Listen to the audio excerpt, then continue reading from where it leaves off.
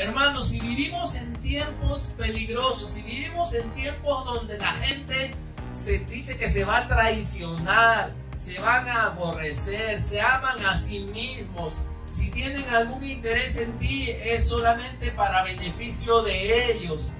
Dice acá que nosotros, los que somos seguidores de Jesús, debemos de hacer algo contrario a eso. No estamos amándonos a nosotros mismos, no estamos usándonos, sino que dice que debemos de hacer estimularnos al amor y a las buenas obras. El cristiano que vive en tiempos difíciles tiene que vivir como más allá de lo normal para que recién pueda afectar este mundo. Por eso decía, todos quisiéramos vivir una vida normal, pero una vida normal se vive cuando todo está normal. Pero no vivimos en tiempos normales. Vivimos en tiempos donde hay más maldad, vivimos en tiempos donde son más peligrosos. Por lo tanto, una vida normal no trae cambio.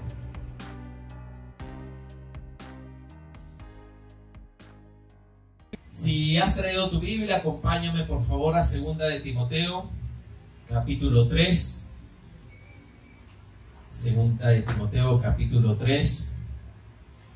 Y estuvimos compartiendo hace 2 semanas ya acerca de la fe. Y parece que la fe y la razón a veces fueran contrarias, ¿no? Pero en realidad no lo son. Yo sé que al principio, cuando Dios le mandó a Noé construir el arca, la razón quizás no era la que al principio estaba guiando, pero cuando esa arca después del diluvio descendió y fueron salvos, la razón le dijo a Noé, o la razón le dijo a la fe, tenías razón, ¿no? Al principio actuó la fe y la razón parece que no estaba, pero después la razón le dio la razón a la fe. Igualmente, ¿no? Quizás cuando Moisés dejó Egipto, dice que dejó todo, ¿no? Lo que Egipto le ofrecía por sufrir con los soldados, quizás la razón no estaba muy de acuerdo, porque él lo hizo por la fe.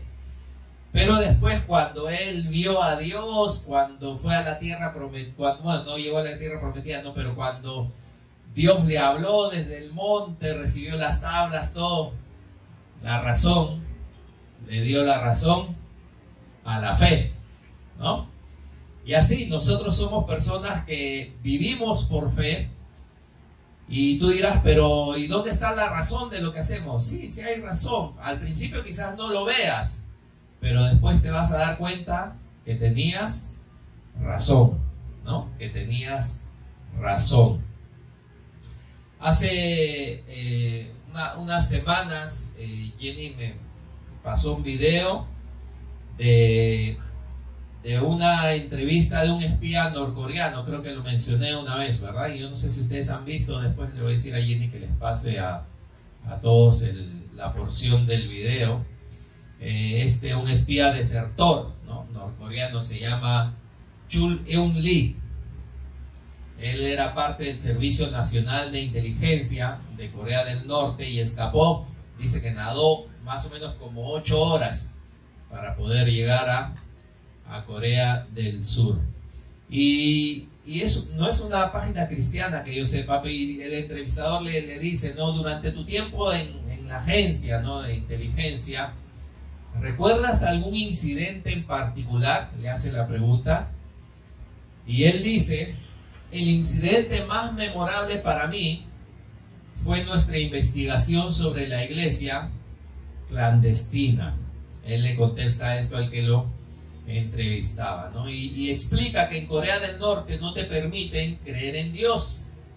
Entonces, si te atrapan yendo a la iglesia o leyendo la Biblia, puedes terminar en un campo de prisioneros políticos. Y luego él narra este incidente que en el año 2007 uno de sus agentes que trabajaban para él le informa que habían cerca de 30 feligreses clandestinos quienes se estaban reuniendo y habían quitado, dice, el retrato de los gobernantes que por obligación todos tienen que tener en su casa, y habían puesto una cruz y predicaban la Biblia a otras personas. Así que fueron atrapados estos cristianos y varios de ellos, dice él, fueron ejecutados o terminaron en un campo de prisioneros. Entonces yo me hago la pregunta, y esta es una pregunta que quiero hacerles: ¿hay razón para que un grupo de cristianos arriesguen su vida y su libertad para reunirse a adorar a Dios con sus hermanos y compartir la palabra de Dios? Tú dirás, ¿es razonable esto? Pero acá hay una lucha entre la razón y la fe, porque tú puedes decir, la fe está bien, pero no es razonable que uno arriesgue su vida y arriesgue su libertad solo para estar reunidos. Y fíjense acá, ¿cuántos seremos acá? ¿Seremos 30? Quizás por ahí, ¿verdad? 5, 10, 15, sí, pues casi 30, ¿verdad? Somos casi 30 personas. ¿Es razonable que las personas hagan esto? Y miren, quiero hablar acerca esta tarde de la fe, justamente, de los últimos días. La fe de los últimos días. Y 2 Timoteo 3 nos dice justamente cómo van a ser estos últimos días. Este espíritu profético ya nos advertía, aunque fue escrito hace casi 2000 años, de lo que iba a pasar en nuestros días. Leyendo de la Nueva Traducción Viviente, dice Timoteo, 2 Timoteo 3:1: es bueno que sepas que en los últimos días habrá tiempos, que dice, muy difíciles o peligrosos, muy difíciles, pues la gente solo tendrá amor por sí misma y por su dinero. Serán fanfarrones y orgullosos, se burlarán de Dios, serán desobedientes a sus padres y malagradecidos.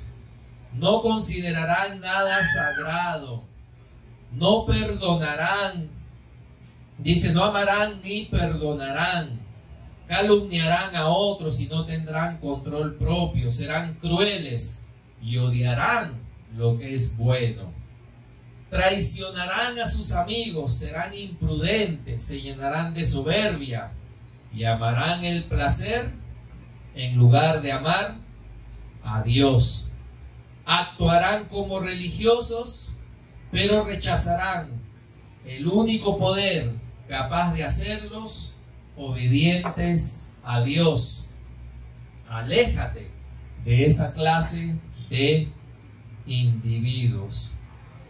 Y dice acá que estos son tiempos muy difíciles, pero no es que los tiempos hacen que sea difícil, sino es el hombre lo que hace que vivamos en tiempos difíciles, ¿no? ¿Y cuántos creen, hermanos, que estos tiempos que vivimos no son normales? Que realmente estamos viviendo tiempos difíciles. Ahora, el miércoles compartíamos, ¿verdad?, de que a pesar de que parece que el mundo desde hace 2 años, ¿verdad?, se ha vuelto un caos y la gente hace lo que quiere y los gobiernos hacen lo que quieren. Veíamos el día miércoles que cuando Pablo predicaba, ¿no?, él decía, Dios está haciendo todas las cosas conforme a su plan. Amén. O sea que no es que hace 2 años y medio Dios estaba caminando con el plan del universo y ¡ay! Se le cayó, ¿no? ¡Ay! No, el COVID se me salió, ¿no? Por ahí. Y ahora, ¡ay! ¿Qué hago, no? Y todo está ahora descontrolado. No. Todas las cosas siguen de acuerdo a su plan. A nosotros quizás nos ha variado muchas cosas, pero las cosas siguen conforme a su plan. Y decía acá el espíritu profético, porque tenemos que darnos cuenta que este pasaje de Timoteo, Pablo le escribe a Timoteo y ponte a pensar, ¿no? Pablo seguramente había estado orando y guiado por el Señor, diciéndole, escríbele a Timoteo, pero de repente el Espíritu Santo le dice, o le pone en su corazón, ¿verdad? Mira, ¿sabes qué? Escribe, pero esto que escribes no va a ser para Timoteo, sino va a ser para mis hijos en el futuro. Pablo dirá, pero yo, ¿cómo saber cómo es el futuro, no? Tú no te preocupes, tú escribe nomás. Y el Señor le dice lo que escribe. Y empieza a escribir porque es inspirado por Dios. Y empieza a escribir y empieza a describir el tiempo que vivimos ahora. Y dice, son tiempos muy difíciles o son tiempos peligrosos.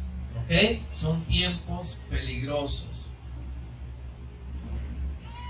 Y en tiempos peligrosos o en tiempos difíciles, tú y yo no podemos vivir normal.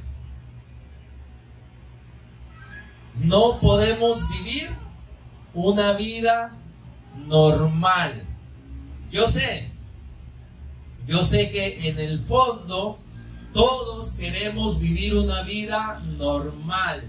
Todos queremos vivir una vida equilibrada, ¿no? Todos queremos vivir, como dice la gente, ¿no? Crecer, encontrar el amor de tu vida, casarte, trabajar, vacacionar, llegar a ser viejito, jubilarte y de ahí ¿qué? Ya estirar la pata, ¿no? De ahí morir, ¿no? Y ver a tus nietos, etcétera. Quizá eso es lo que la gente llama que es una vida normal. Pero vivimos en tiempos difíciles, en tiempos donde en este mundo, si tuviéramos una balanza, la maldad ¿dónde está? La balanza se inclinaría porque hay más peso ¿dónde? ¿Hay más peso dónde? En la maldad, ¿verdad? Y la maldad entonces ha hecho que vivamos tiempos difíciles. Si tú quieres vivir una vida normal, ¿cuánto vas a afectar esta balanza? Porque la vida normal es como ponerte en medio, ¿sí o no? Y si te pones en medio, esta balanza no se mueve mucho. La vida normal no afecta los tiempos que vivimos. Por eso, el cristiano que vive en tiempos difíciles tiene que vivir como más allá de lo normal para que recién pueda afectar este mundo. Por eso decía, todos quisiéramos vivir una vida normal, pero una vida normal se vive cuando todo está normal. Pero no vivimos en tiempos normales. Vivimos en tiempos donde hay más maldad. Vivimos en tiempos donde son más peligrosos.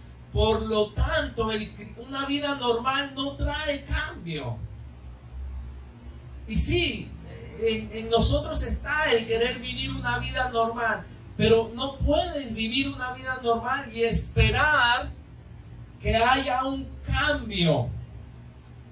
Si los tiempos son muy peligrosos, tenemos que afectar esos tiempos, no en medio, sino yéndonos al otro extremo, siendo más, como quizá la gente le llama, radicales. Es como si fuera tiempo de guerra. En tiempo de guerra no puedes vivir una vida normal, ¿verdad? No puedes vivir una vida normal porque es tiempo de guerra, todo cambia, la economía cambia, los lugares donde vas cambia, no puedes ir a viajar a todos sitios porque estamos en guerra, no vas a viajar y de repente vas a ir a un sitio donde hay batalla. Todo cambia, las prioridades cambian. Si viviéramos en tiempo de guerra y llaman a tu hijo al servicio obligatorio, ¿qué vas a hacer? ¿No? Le llega a Esteban ahí su notificación de la Marina, la FARC. ¿Cuál prefieres? Ejército. Marina. ¿No? Le llega la boleta, antes era la rosada, ¿no, Ronald? ¿Te acuerdas? Y estás en guerra, te llaman, eres joven, saludable, no tienes ninguna. ¿Qué va a hacer Jenny? A su dice, más bravo. ¿Ah? Claro. Pero no es justo que se lleven a mi hijo, no es justo que tenga que entregar a mi hijo para la batalla, ¿no? Y todas las madres van a hacer su marcha, todo. No es lo normal, pero ¿qué sucede? Es tiempo de guerra, no son tiempos normales. Y esto es algo que tenemos que entender, que no vivimos ahorita en tiempos normales. Sí, a mí también me gustaría ser normal. Pero si soy normal, no va a pasar nada en este mundo. Si soy normal, no va a haber ningún cambio. Si pienso en todo lo que normalmente debería de aspirar,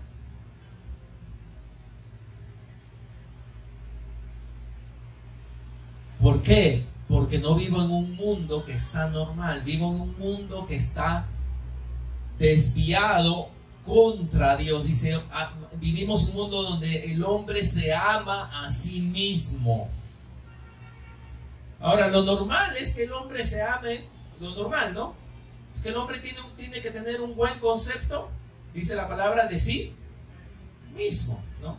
El hombre, Dios lo creó y Romanos dice que el hombre debe de tener un buen concepto de sí mismo.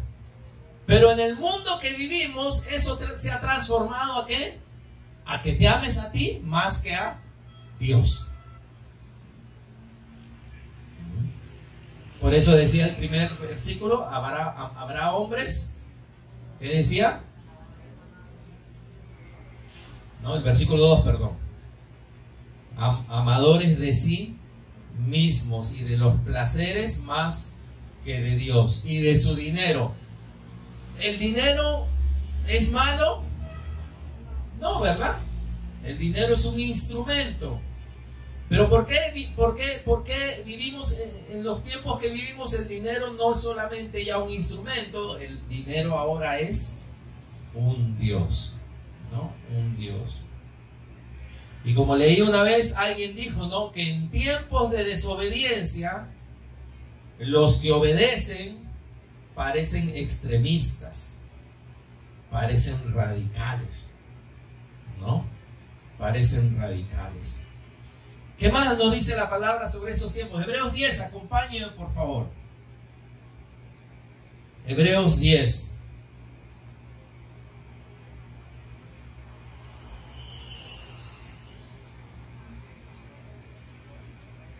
Versículo 23, justamente habla de la esperanza, habla también del futuro, si se puede decir. Hebreos 10, 23 dice, mantengamos firme sin fluctuar. ¿Qué quiere decir fluctuar? Dice, mantengámonos firme sin fluctuar quiere decir que no te vas para un lado, no te vas, no subes, no bajas, sino te mantienes, ¿verdad? Firme. Sin fluctuar, ¿qué dice la profesión de nuestra esperanza? ¿No? O sea, la esperanza que afirmamos como cristianos, porque fiel es el que prometió. Dice, y considerémonos unos a otros, ¿para qué dice? Para estimularnos al amor y a las buenas obras. Hermanos, si vivimos en tiempos peligrosos, si vivimos en tiempos donde la gente se dice que se va a traicionar, se van a aborrecer, se aman a sí mismos, si tienen algún interés en ti es solamente para beneficio de ellos. Dice acá que nosotros, los que somos seguidores de Jesús, debemos de hacer algo contrario a eso. No estamos amándonos a nosotros mismos, no estamos usándonos, sino que dice que debemos de hacer estimularnos al amor y a las buenas obras, estimularnos unos a otros. ¿Cuántos de ustedes o lo han hecho o fueron alguna vez al doctor y le revisaron sus reflejos? La rodilla, ¿verdad? El típico martillito en la rodilla, ¿no? ¿Qué hace el doctor? Agarra martillito, creo que es, ¿no? O una tablita que tiene. Le dice, relájate, siéntate, ¿no? ¿Y qué hace? Te golpea y tu pierna, ¿verdad? No es como el chavo, ¿no? Vamos a... ¿Qué está haciendo ahí? Está golpeando, está causando ¿qué? Está estimulando a través de un golpe, ¿no? Para que tu pierna se mueva, se levante. Te estimula, ¿no? Estimulándonos. Te está estimulando. Y acá dice, ¿verdad? Que debemos de estimularnos también unos a otros. No con martillos, ¿verdad?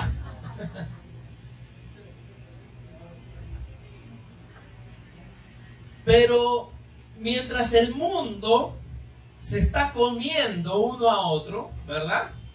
Mientras están devorando unos a otros, mintiendo unos a otros, estafando unos a otros, matándose unos a otros, los cristianos deberían de estar ¿qué? ¿No? Estimulándose.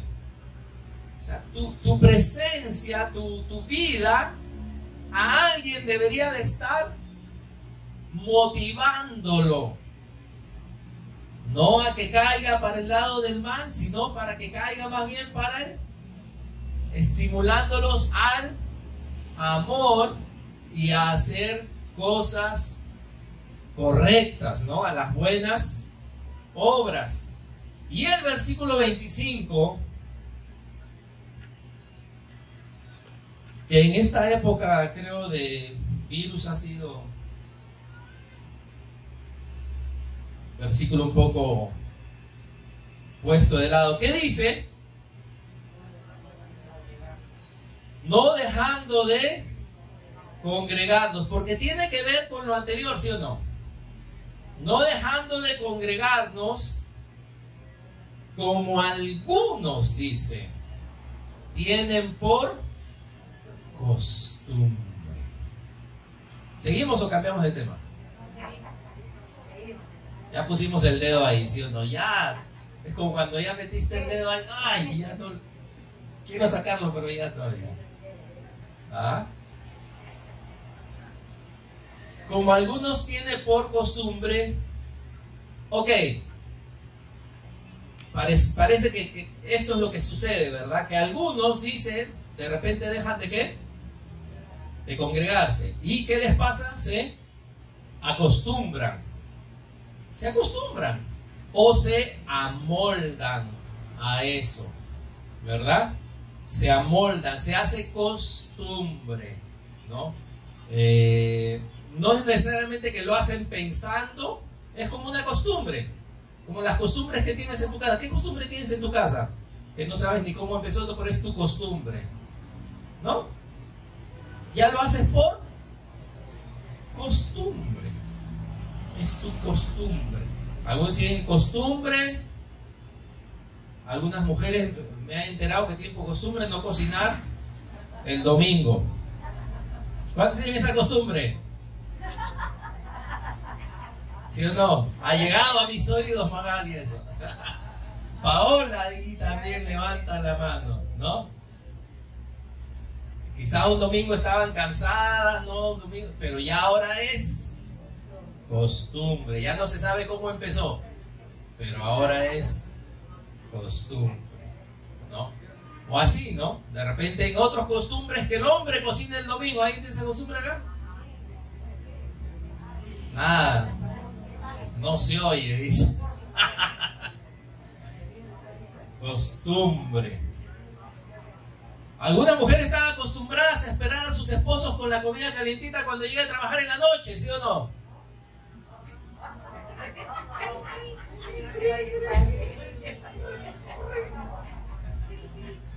No se oye, padre.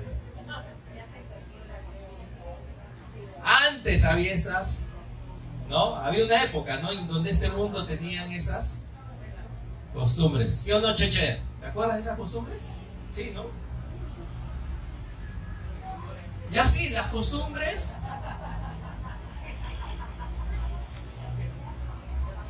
No sigamos con más costumbres porque vamos a salir llorando de acá.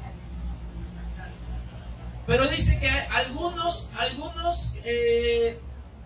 seguidores, discípulos, parece, ¿no? Que de repente dejan de congregarse y se acostumbran. ¿Y qué debemos de hacer? ¿Cómo debemos contrarrestar eso? Dice que en vez de eso debemos de ¿qué? Exhortarnos. Y tanto más, ¿cuándo qué? Cuanto veis que aquel día se acerca. ¿De qué día está hablando? Del fin, ¿verdad? Del día de la venida de Cristo. O sea que fíjense, porque estamos hablando de la fe antes del fin, la fe de los últimos tiempos. Mientras más se acerca el fin, ¿qué debemos de hacer? Más debemos de ¿qué? Estimularnos y exhortarnos, y menos debemos de dejar de congregarnos, porque como hay tanta maldad, si yo me dejo de congregar más, adivinen qué pasa conmigo. Más me voy a enfriar, más me voy a apagar, menos voy a poder yo estimular a mis hermanos, y menos mis hermanos van a poder ¿qué? Estimularme a mí. Ahora esto es interesante, ¿no? Porque yo digo y vi una versión hay una versión de la Biblia que se llama Palabra de Dios para Todos, que dice el versículo 25, decía: algunos están faltando a las reuniones y eso no está bien. Reunámonos para animarnos unos a otros, y con mayor razón ahora que vemos que se acerca el día. Pero yo me preguntaba, el espíritu profético ¿no? que está ahora que en Hebreos, no sabía que ahora contamos con internet, con 4G, y que ya no es necesario reunirnos, porque ya puedo conectarme cómodamente desde mi casa. ¿Ustedes creen que el Señor no sabía de esto? Sí, ¿no? Porque Él sabe todo. ¿Y por qué aún nos habla de la necesidad de congregarnos? No necesariamente conectarnos, sino congregarnos. ¿Ok? Congregarnos. Y voy a tratar con la ayuda de Dios de profundizar un poco el por qué es necesario congregarnos. Si hay alguna diferencia entre congregarnos y conectarnos. Si hay alguna diferencia entre la iglesia presencial y la iglesia online. Gracias. Y hay diferencia. Ahora, las dos son buenas, ¿ah? Pero hay mucha diferencia. ¿Ok? Hay mucha diferencia. La iglesia online, en inglés, ¿cómo se dice en español online? En línea. ¿Ah? Virtual, gracias. La iglesia virtual, la iglesia online, solo sirve para alcanzar más lejos. Pero es poco profunda. Así que la iglesia online, la iglesia virtual, memoriza esto. Más lejos, menos profunda. En la iglesia virtual puedes llegar hasta el fin del mundo. ¿Sí o no? No solamente hasta el fin del mundo, puedes llegar al espacio. Si alguien en la estación espacial internacional decide conectarse a MCCA en Instagram, vamos a llegar hasta el espacio. Llega lejos, el alcance es ilimitado. Cualquiera ahorita en cualquier país puede poner ahí, ¿verdad?, en un buscador Pastor Gustavo, Pastor Roger o MCCA, y desde donde esté nos va a alcanzar. Es alcance ilimitado. Cruza países, cruza continentes. Es más fácil que alguien nos encuentre. Es fácil que alguien se una a la iglesia virtual. Y es así de fácil que se salga.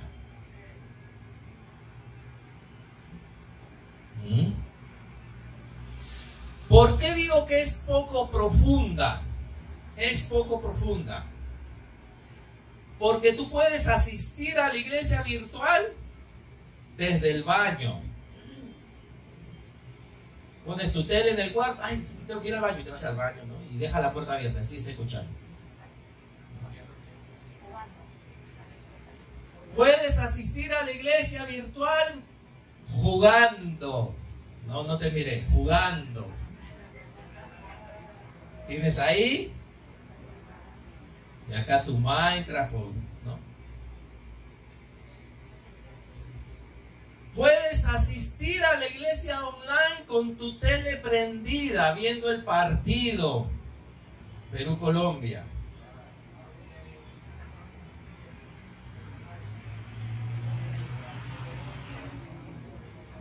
Puedes asistir a la iglesia virtual y si te da hambre, te vas a la refri, sacas algo, te sirves algo. Tu nivel de compromiso es bajo. Iglesia virtual, comiendo, etcétera, etcétera. Tú dirás, pero si se dan cuenta, nada de esto en sí es malo. Comer no es malo, de verdad, si tienes que ir al baño no es malo, etcétera. Pero entonces, ahí te das cuenta que en la iglesia online está centrada en ti. Es individualista. Se ajusta a ti. Se ajusta a tus comodidades. Se ajusta a tu estado de ánimo. Se ajusta a tu hambre. Se ajusta a ti. Pero, por ejemplo, La palabra de Dios dice, por ejemplo, decía, ¿no? Cada uno según el don que ha recibido, dice, ministrelo a los otros como buenos administradores de la multiforme gracia de Dios.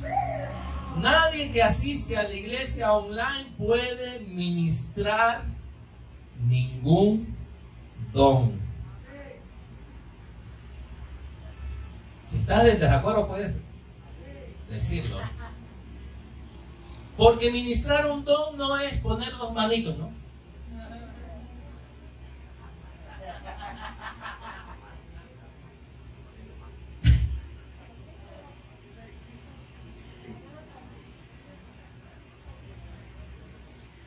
Eso no es ministrar un don.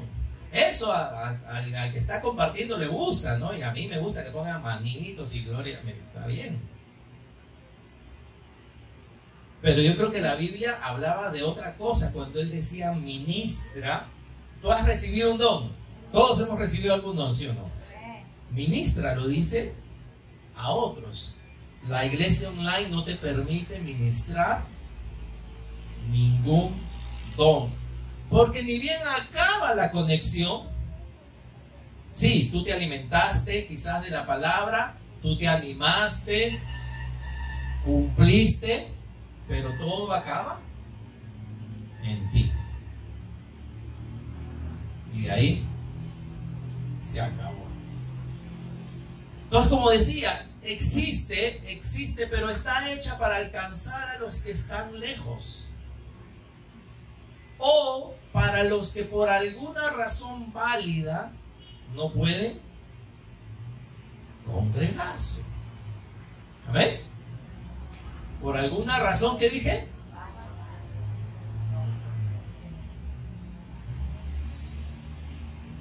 Válida, ¿no? Porque es fácil acostumbrarse. Y digo, no, es que no.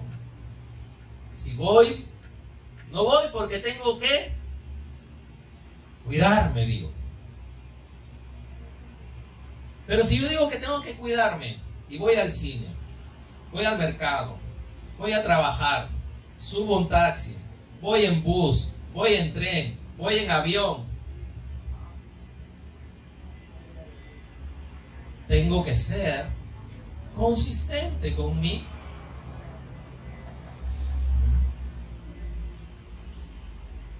Y de repente te pasa eso, ¿no? Que pasa a todas partes y no te contagias, no te pasa nada. Y vienes a la iglesia y adivina qué pasa.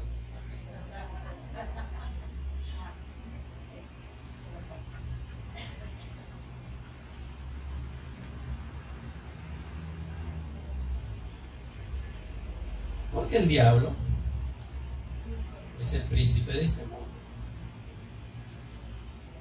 Y él va a decir, déjalo que reciba esa percepción. Y te roba a ti de que tú seas un canal de bendición a otros. Y no estoy, hablaba de la fe y la razón, estoy apelando a tu fe y estoy apelando a tu razón. ¿Amén? Acá nadie te dice qué hacer. Pero lo que tratamos de ver es que en estos tiempos debemos de ser consistentes como hijos de Dios con la palabra de Dios. Amén. Pero, como decía, la iglesia online es para alcanzar a todos. Y la iglesia presencial es al revés. Es menos alcance, pero más profunda, más profundidad. Porque la iglesia presencial está ahorita solamente en estas 4 paredes. Ni abajo ya llegamos, ¿sí o no? El alcance es limitado por las 4 paredes, por el metraje del lugar y a cuántos podemos tener, pero es profunda ¿Por qué? Porque tienes que estar involucrado. No puedes hacerlo sin intención, ¿no? Sin intención. Y porque puedes ministrar a otros de aquello que Dios te ha dado. La iglesia presencial te permite relacionarte con el cuerpo espiritual de Cristo. Te permite ver a los demás. Te permite relacionarte.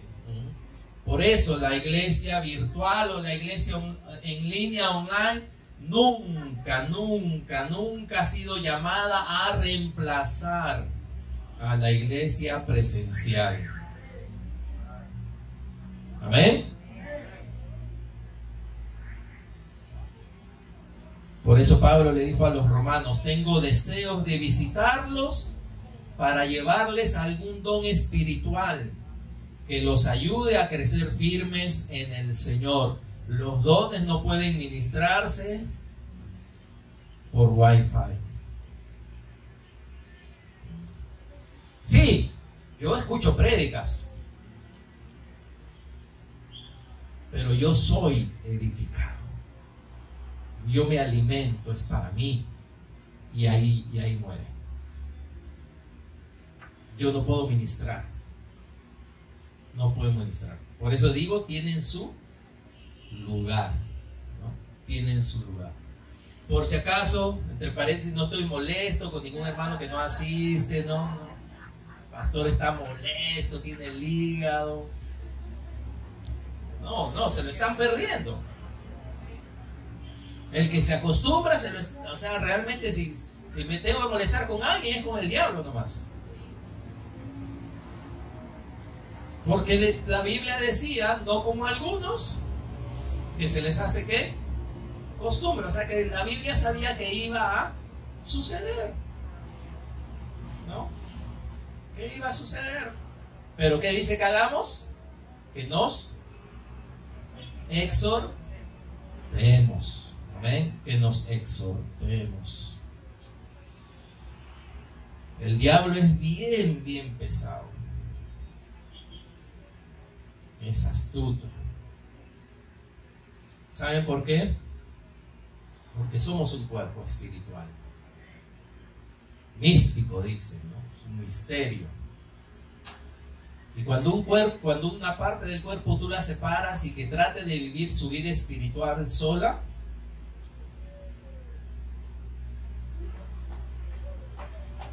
aún como dicen en lo natural, nadie alcanza su sueño solo. ¿Cuántos sabían eso? Nadie alcanza su sueño solo. Quizá tú eres tan ungido como David.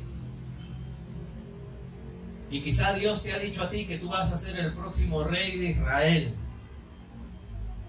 Y quizás has recibido una unción de aceite y el Espíritu de Dios ha venido sobre ti.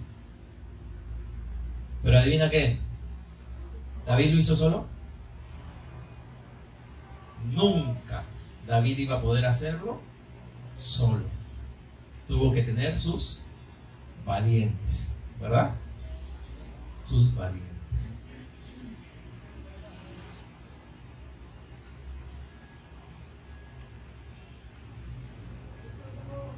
¿Qué hará entonces? Porque había hecho esa pregunta, ¿no?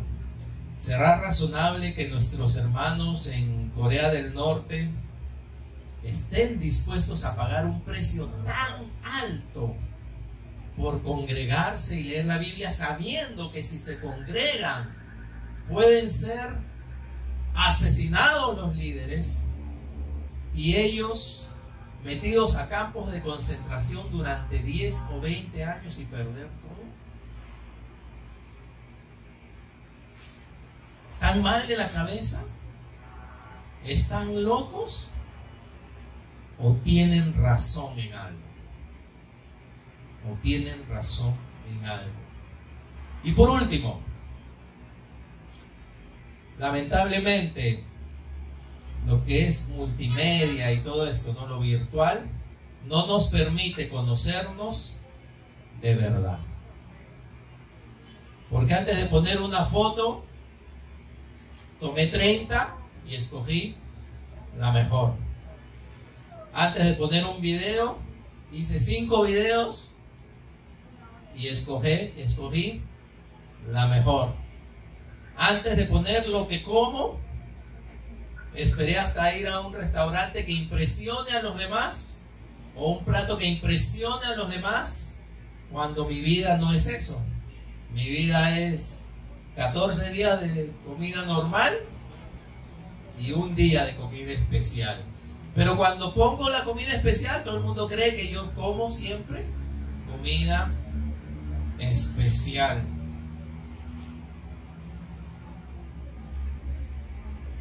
Y es lo contrario, porque en realidad ese aparatito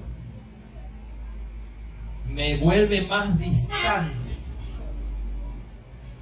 Ese aparatito me vuelve más distante porque menos te muestro mi vida tal cual es.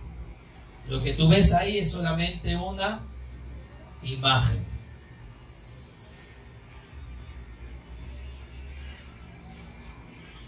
Apúntenlo nomás, en Lucas 18 el Señor da una parábola de la viuda y el juez injusto, ¿se acuerdan? ¿No? La viuda es un pasaje conocido. Y el Señor dice, incentivando, exhortando a la gente a orar, les dice, si aún este juez siendo injusto le dio contestó, ¿no? Esta viuda que clamaba a él día y noche, él dice, Dios no hará lo mismo, y luego dice al final, pero cuando el Hijo del Hombre regrese, ¿a cuántas personas con fe encontrará en la tierra? Lucas 18:8. Cuando el Hijo del Hombre regrese, ¿a cuántas personas con fe encontrará en la tierra? Pónganse en pie, amados hermanos. La fe de los últimos días. La fe de los últimos días. Sí, hermano, tú y yo quisiera vivir una vida normal, una vida sin problemas, una vida suave, una vida sin sobresaltos. Pero eso podría hacerlo si vivo en un mundo normal. Pero no vivo en un mundo normal. Vivimos en un mundo donde hay mucha maldad, en un mundo donde hay mucho egoísmo. Entonces tengo que tomar una actitud más radical que esa. Y una de las formas que tomo una actitud más radical a la del mundo es justamente siendo fiel a Dios, congregándome, estimulándonos unos a otros, tanto más porque el día del fin se acerca. Amén. El día del fin se acerca. Hermanos, qué lamentable que es que hasta en general, como cristianos, tratamos de vivir una vida normal. Y una vida normal no hace un cambio en este mundo. Señor, te pedimos que tú nos ayudes porque vivimos tiempos difíciles. Vivimos tiempos peligrosos. Y como hijos tuyos, tú nos das la oportunidad a cada uno de poder vivir una fe que sea de bendición a otros, una fe que actúe, una fe que no tenga temor, una fe que quizás sea considerada radical, pero que en realidad no es radical, Señor. Es la fe normal. Una fe radical quizás de nuestros hermanos en China, Señor, de nuestros hermanos en Corea del Norte, nuestros hermanos en Sudán. Ellos de repente están viviendo una fe radical, Señor. Pero nosotros acá en este país, Señor, solo nos pides que vivamos una fe. Y que aún el congregarnos a algunos les parece radical cuando en realidad no lo es, Señor. Te pedimos que nos ayudes a vivir una fe en estos últimos tiempos. Una fe para que cuando tú regreses halles hay esas personas que están viviendo una fe razonable, una fe que tiene sentido, una fe que ha contado el costo y que ha decidido vivir de esta forma. Te damos gracias en el nombre de Jesús. Amén. Dios les bendiga, hermanos. Dios les bendiga. Estamos despedidos. Amén.